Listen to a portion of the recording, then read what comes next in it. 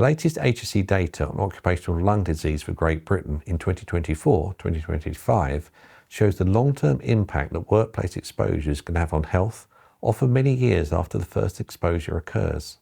The data shows that around 11,000 people die each year from lung disease linked to past exposures at work. These are not illnesses that develop overnight.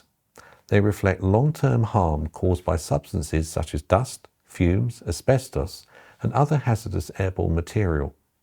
A key part of this picture is asbestos. In 2023, there were 2,218 asbestos-related deaths, and the HSE reports that a similar number of lung cancer deaths were also linked to past exposure to asbestos. These figures illustrate the devastating legacy of past workplace practices, particularly before asbestos controls were tightened. Despite the severity of these conditions, there are also signs of progress.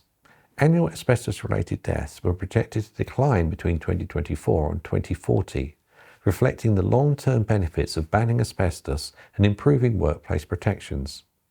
When we look at the new cases of lung and breathing problems, the HSE estimates 22,000 new cases each year, based on self-reported data from labour force survey. These conditions caused or made worse by work, showing that occupational exposure remains a present-day issue as well as a historical one. The rates of occupational asthma reported by chest physicians have been broadly stable since 2010. However, the pandemic has created some uncertainty in recent years with disruptions to healthcare reporting and diagnosis. The stats also show how different diseases contribute to total occupational lung disease deaths.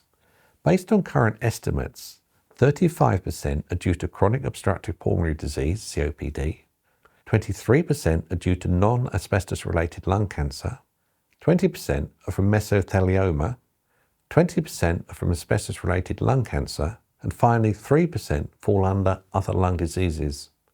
Together, these conditions make up the majority of all work-related deaths each year, highlighting the importance of controlling exposure to hazardous substances, ensuring proper ventilation, enforcing respiratory protection, and maintaining strong workplace monitoring and safety systems. Finally, the long-term graph of mesothelioma deaths clearly shows the historic rise linked to asbestos use. The peak has occurred in recent years, and the projected decline as older generations with past exposure age out of the workplace. These figures are a reminder that occupational lung disease remains one of the most serious and long-lasting health consequences of unsafe working environments. Prevention today, through strict controls, proper PPE, regular health surveillance, and good awareness, is essential to protect future workers from preventable harm.